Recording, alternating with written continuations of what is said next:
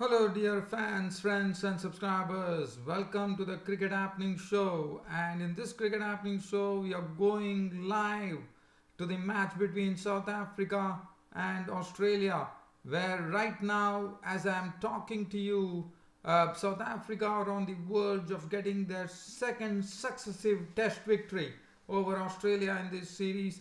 And right now, it's only a matter of just one wicket for South Africa to go and actually win the second Test match. South Africa required 80 runs and Australia required just a single wicket.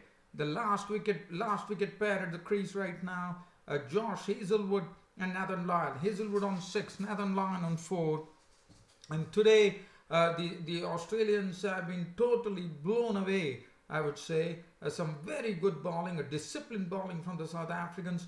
And not only that, they have tested Australians with a bouncer, in the sense they have got the odd short one coming up, and on the odd short one we have seen that the Australian batsmen have been absolutely at sea.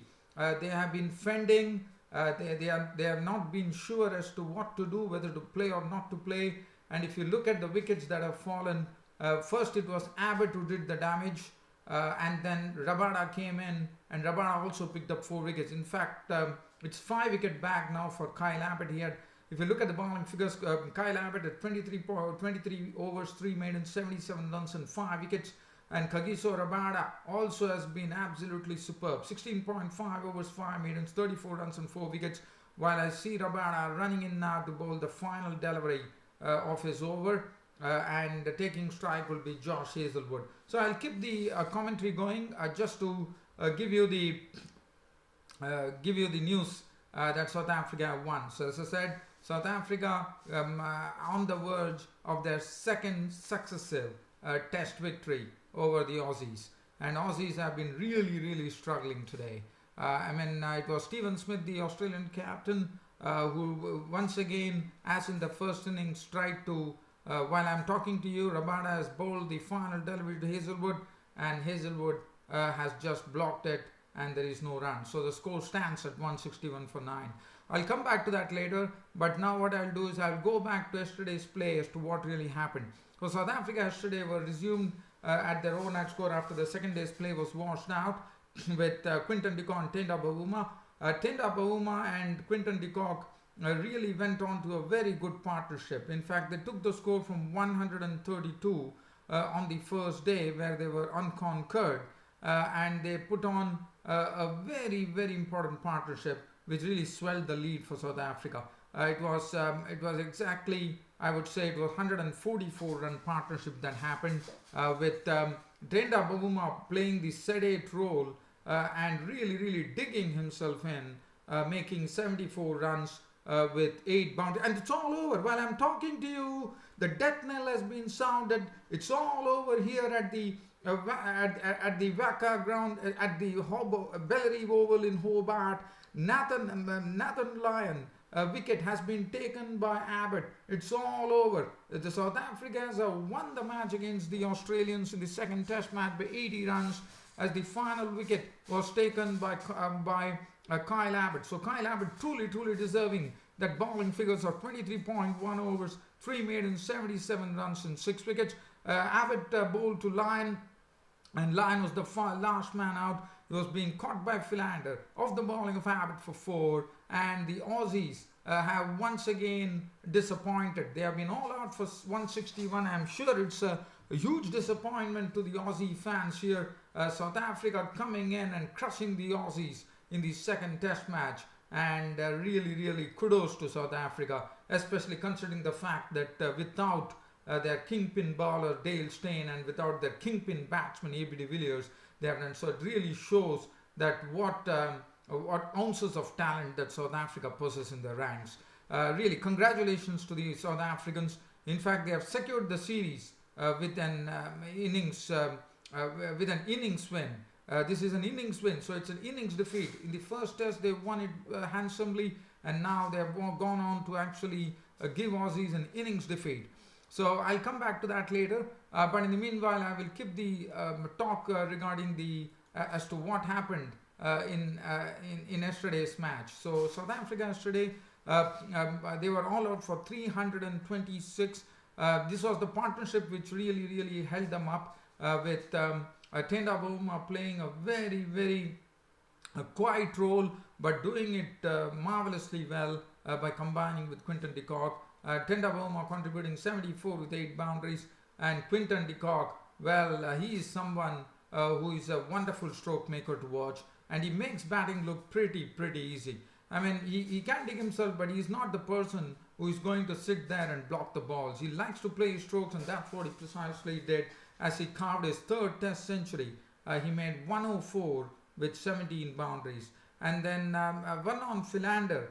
After that, we saw Josh Hazlewood get into his real element here, and Josh Hazlewood started moving the ball. There was some swing available for the bowlers, and we saw that Josh Hazlewood was really making hay there as he started nipping up all the South African wickets. And one on Philander was the one who was standing at the crease after Bavuma and de Kock had left the scene. As he contributed 32, he was the last man out with 6 boundaries to his credit. Keshav Maharaj was out for 1, Abbott for 3, and all the wickets were claimed by Josh Hazlewood. What a splendid bowling spell from Hazlewood. Definitely didn't have much value because South Africans had a massive lead of 241 runs. So South Africa were all out for 326. And I'm only going to talk about Josh Hazlewood's bowling figures here. Splendid bowling. He bowled wicket to wicket and got the ball to really jag in and jag away. 30.5 overs, 10 minutes, 89 runs and 6 wickets. And then the Aussies took to the field 241 runs in arrears. 241 runs in arrears. They had a very poor start. In fact, Joe Burns was probably shaping to flick the delivery, and in the process, it was Quinton de Kock who picked up the catch. He flicked it in the air. Quinton de Kock took the catch with the bowling of Abbott. He was gone for naught. We saw David Warner. David Warner not really trying to attack as is his wont, and he really tried to play a sort of a sensible innings, but probably realizing the fact that he did a grave error in the first innings by slashing the first ball that slashing in the very first over. But here David Warner was a bit different. He contributed 45 with 4 boundaries before Kyle Abbott actually clean bowled him for 45. Then we had Usman Khwaja playing a good knock. In fact, he was out today, which I'll be talking about. And the other wickets that fell, there were 2 wickets that had gone yesterday. And Australia's first thing would have been to hit the 241 runs, the arrears that they had. But today, let's talk about today. Today was a pretty quick work by the Aussies. I mean, it all started with Usman Khwaja and the captain Steve Smith in the middle. And the first wicket to go was Usman Khwaja.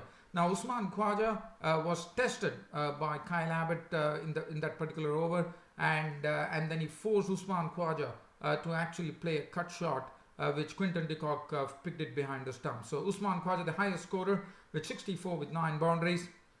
And after that, we saw Stephen Smith, who was entrance there. But as I said, today it was all about the South African bowlers, Rabada and Abbott, really pitching the ball on a very good length. And not only that, they started really worrying the Aussies with that short odd bouncer that they normally bowl. And look at it, Adam Woods was absolutely taken aback. He was put in an awkward position by Kyle Abbott, and Adam Woods was caught fending to Domini in the slips. He was gone for 2.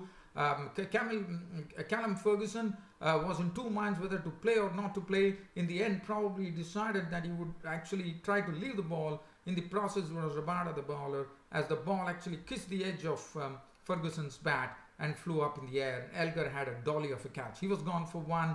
After that, Peter Neville was the next one to be harried by a bouncer, as Rabada had Peter Neville fending to Domini. He was gone for 6. Joe Mini was trapped LBW by Rabada with a real toe crusher. He was gone for naught. Mitchell Stark's wicket was claimed by, and in the meanwhile, while this was happening, after Joe Mini went, the score was 150 for 7. And then what a delivery to dismiss Stephen Smith. The previous delivery, we saw Kagiso Rabada get the ball to really rear up and had Smith taken on the glove. I mean, he was hit on the glove, but in the very next delivery, he forced Smith to go and actually play a ball that just moved that bit to take the edge of the bat and rested snugly in the gloves of Quinton de Kock behind the stumps. And Steven Smith was gone for 31 with 5 boundaries. And after that, it was pretty quick work. Abbott cleaned up the wicket of Mitchell Starc by getting caught behind. And the last wicket, as I said, Nathan Lyon out for 4. There were no double-digit figures there after Steven Smith.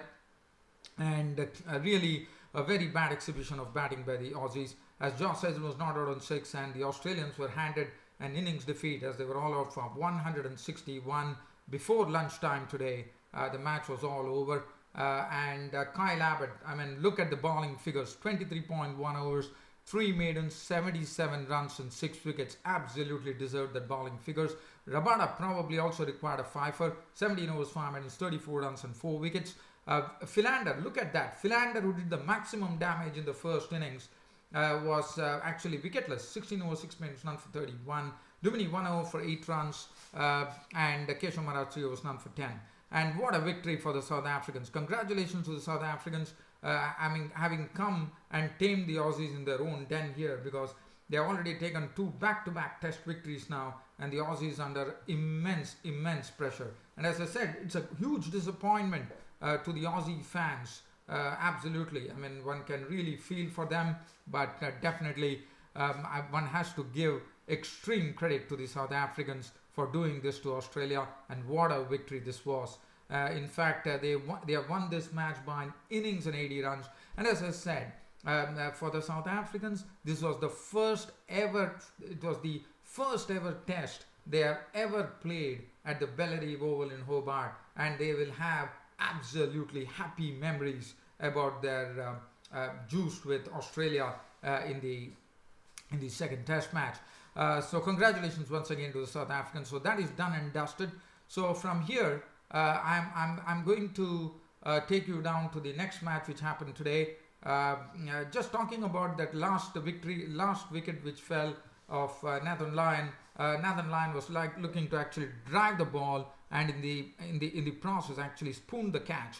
And mid-on was into the picture. It was Philander who picked up the catch just in front of his chest. And that was it for the Aussies, as the Aussies were bowled out for 161 and the South Africans won by an innings and 80 runs. And again, as I said, really, one has to really say that this was some great work by the South Africans. I mean, with the day lost on the second day, and in the fourth day, even before lunch was taken, they have completed the victory.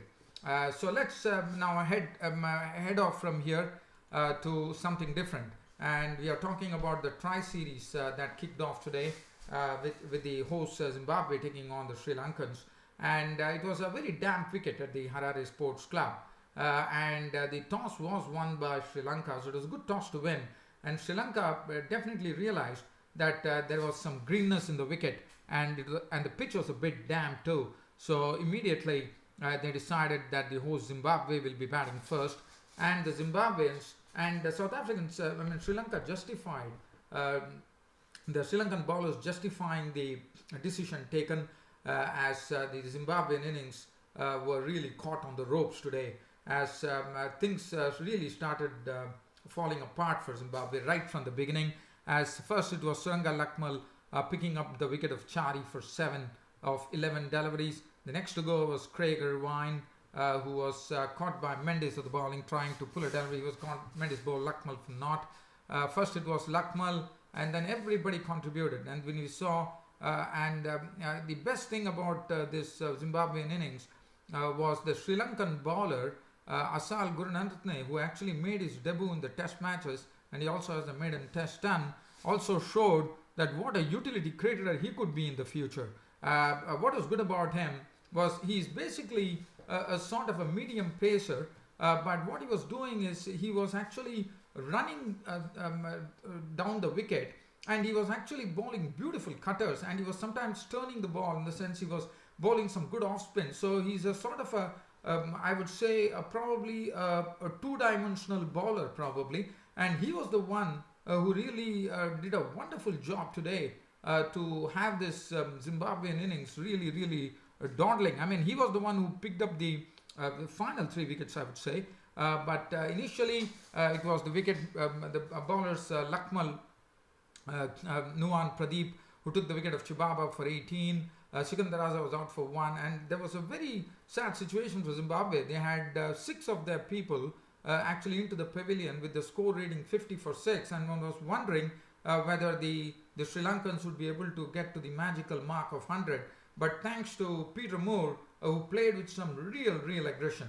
I mean, this was the aggression that Peter Moore showed as he tonked 4 sixes and 1 4 in a very attractive knock of 47 to give some real impetus to the innings. At the other end, they also lost Chigumbura for 1, which was a big blow. And then Creamer, the Zimbabwean captain, stood with Peter Moore and slowly started moving things. And finally, Peter Moore, after contributing a very aggressive 47 of 52 balls, 1 4 and 4 sixes, was a victim of the bowling of Kulashekara. And then Creamer got company from Tripano, who contributed 19 with 1 boundary. And that was the time Gunaratne was into action. And Asal Gunaratne showed that he is a good 2-dimensional bowler. I mean, he can bowl cutters, he can bowl a bit of medium pace, he can actually give the ball a tweak like a spinner. And that's what we precisely saw as the Zimbabwean captain was not out on 31 with 2 boundaries of 56 balls. Mumba was making his debut in one-day internationals. He was out for 1, and Panyangra was out for 12, making his way back to the Zimbabwean side after the injury. He was gone. He had 12 of 9 balls, 1 4 and 1 6. And Zimbabwe, thanks to Peter Moore and Creamer, they managed to actually reach the 100 mark as they were all out for 154. Gunaratne, on his debut, 6.3 overs, 1 minute, 21 runs and 3 wickets, was very impressive. Then the other wickets were all chipped in. Kulashekara 8 overs, 2 minutes, 2 for 23. Lakmal 7 overs, 2 minutes, 2 for 19. Patirana 1 for 44. Nuwan Pradeep 7 overs, 1 minute, 2 for 21. And Sri Lanka were given a target of 155 to chase, and they were led by none other than the opener Dhananjay De Silva, who played a wonderful knock. His knock was studded with boundaries. He was beautifully, I would say, really getting on to the Zimbabwean bowlers as he carved an unbeaten 78 to take his team to victory. He carved an unbeaten 78 of 75 deliveries with 12 fours, and also this happens to be his highest score in one-day international cricket. Dhananjay De Silva, another very extremely talented player from Sri Lanka to emerge. Kushal Pereira contributed 21 of 27, 4 fours. Niroshan Dikwala played a restrained knock of 41 of 38 balls, but nevertheless, when he got an opportunity, he smoked some boundaries, 6 boundaries in that. Kushal Mendis was not out on 12 of 8 balls with 1 4 and 1 6. Match over. Sri Lanka winning the match by 8 wickets. So Sri Lanka winning the first match of the Tri-Series and taking 5 points in the first match. And Dhananjay De Silva was named man of the match. As far as the bowling was concerned, Tinasha Panyangra coming back to the team, which was refreshing, but definitely, with a very low score to defend, probably too much to expect from Panyangra. 7.3 overs, no maiden, 1 for 37. Mumba on his debut was listless, 4 overs, none for 31. Tripano, 3 overs cost him 17. 2 overs for 18 for Chibaba with 1 wicket. Sikandaraza, 3 overs 25. And Creamer, all 5 overs 25. So that is as far as the Tri-Series. So the Tri-Series has begun, and Sri Lanka has started off in a flash here by beating Zimbabwe by 8 wickets and taking 5 points. Well, but as I said, all eyes will be on that South Africa-Australia match. What a victory here. I'm trying to see whether the man of the match has been actually declared. I'm just trying to check it before I leave this cricket show right now. We are still waiting for the man of the match to be really declared. I think Kyle Abbott has been named the player of the match, and I think that is a nice decision by the adjudicators there. Yes, Kyle Abbott definitely deserved it. As I said today, he went off with that odd bouncer, which really surprised everybody after bowling in a very disciplined manner. So tremendous game plan by the South Africans, and they saw to it that the Aussies really never recovered from whatever blows they were taking. So South Africa, once again, congratulations on winning the second test match. And that's about it for today as far as the Cricket Happening show goes. And this is your host Ram bidding good night. Thank you.